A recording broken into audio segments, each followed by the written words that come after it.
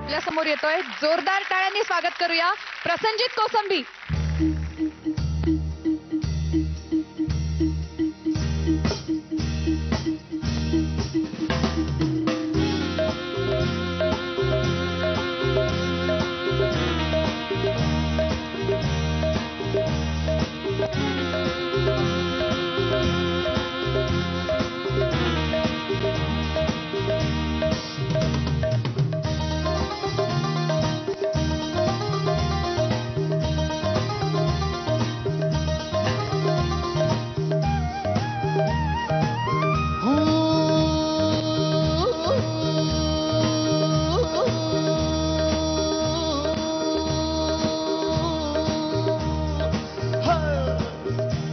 महबूबा महबूबा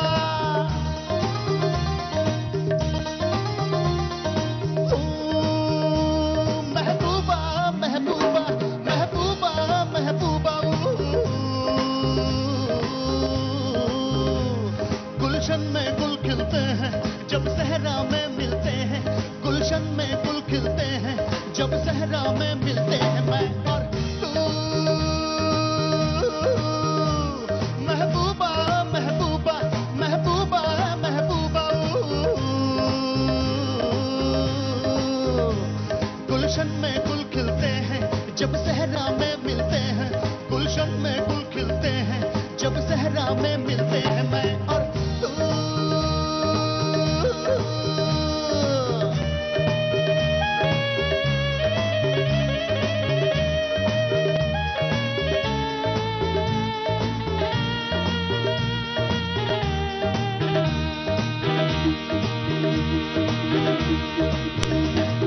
फूल बहारों से निकला,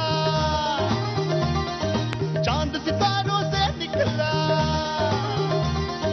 फूल बहारों से निकला, चांद सितारों से निकला, दिल डूबा.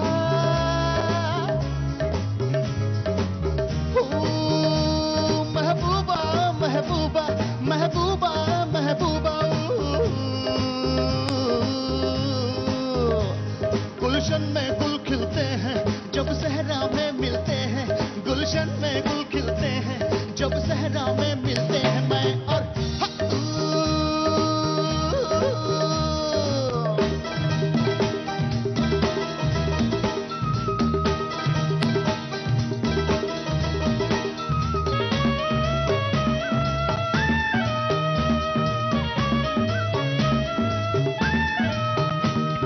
हुस्नो इश्क की राहों में, बाहों में निगाहों में,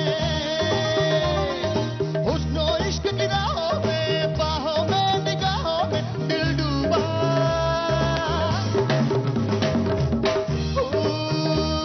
महबूबा महबूबा महबूबा महबूबा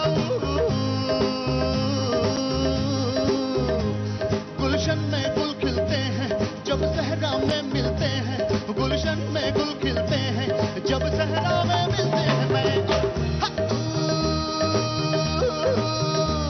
महबूबा महबूबा महबूबा महबूबा महबूबा महबूबा महबूबा महबूबा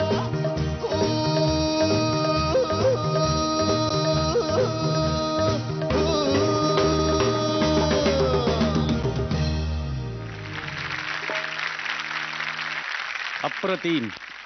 हे गाणं असं आहे ना, कुठल्याही गायकाला खूप इच्छा होते एकदा तरी आपल्याला कुठेतरी सादर करायला मिळावं. असलं रॉकिंग गाणं आहे आणि तू खूप खूप छान गायलंस. एक चांगलं केलंस की तू जे R.D. बर्मन यांचा जो टोन आहे त्या टोन मध्ये उगाच माईम करून गाण्यापेक्षा स्वतःच्या आवाजामध्ये गायला. आणि ओव्हरऑल तुला मी नेहमीच सांगतो, तुला गाणं फार चांगलं समजतं आणि ती समज दिसली आज पण. Very good. Thank you thank you. Amazing amazing. काय गाणं आहे आणि एवढं छान तुम्ही आता सगळ्यांनी सादर केलं. जबरदस्त वाटलं मला. आणि अमर तुझं खास अभिनंदन.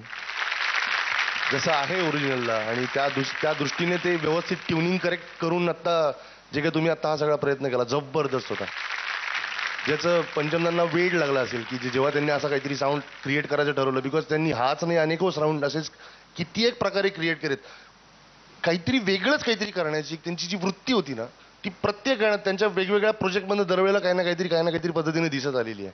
शोलेच्या बॅकग्राऊंडमध्ये पहा, ते चेसिंगला तबला वापरणं, हे अमेझिंग गोष्टी होत्या या सगळ्या. एक एक थीम म्युझिक ज्या माणसाने अशी क्रिएट केले, थीम म्युझिक. हे सत्य पे सत्ता मधलं ते आपल्या ॲनेट हा, त्यांनी गायलेलं ती एक त्यांच्याकडून गोष्ट होती. गायलेलं तर बॅकग्राऊंड पीस मध्ये, तर त्यांना तो टोन पाहिजे होता. त्यासाठी त्यांना गळ्यात पाणी प्यायला देऊन नंतर तो त्यांच्याकडनं गाऊन घेतला. आणि तो नक्की ऐका, ते जेव्हा जेव्हा तो डुप्लिकेट अमिताभ बच्चन दिसतात तेव्हा तो व्हॉइस जो आहे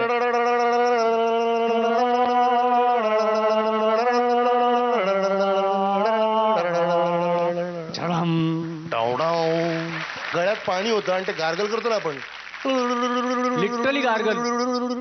ते female range, female octave, western vocal, but sounding so different. केवळ महान शब्द नाही त्या माणसांसाठी. त्यांनी ते एक एक व्हॉइसेस वापरणं, व्हॉइसेसचे ग्रंट स्वतःच्या बरोबर, स्वतःचे ग्रंट, ही सुरुवात या जी त्यांनी गाण्याची केलेली, बापरे, असं कोणी बघितलंच नव्हतं. असं कधीच कोणी ऐकलं. इंडियात कोणी असा आवाज ऐकला नव्हता यापूर्वी. हे काय, बट काहीतरी आहे ब्लेसिंग. एक गोष्ट मला फक्त या वेळेला तुझ्या गाण्यात अशी जाणून गेली की त्याच्या ग्रेसेस होते ना, ते जे सिम्पल चेंज आहे ना, तो यॉडली मला ते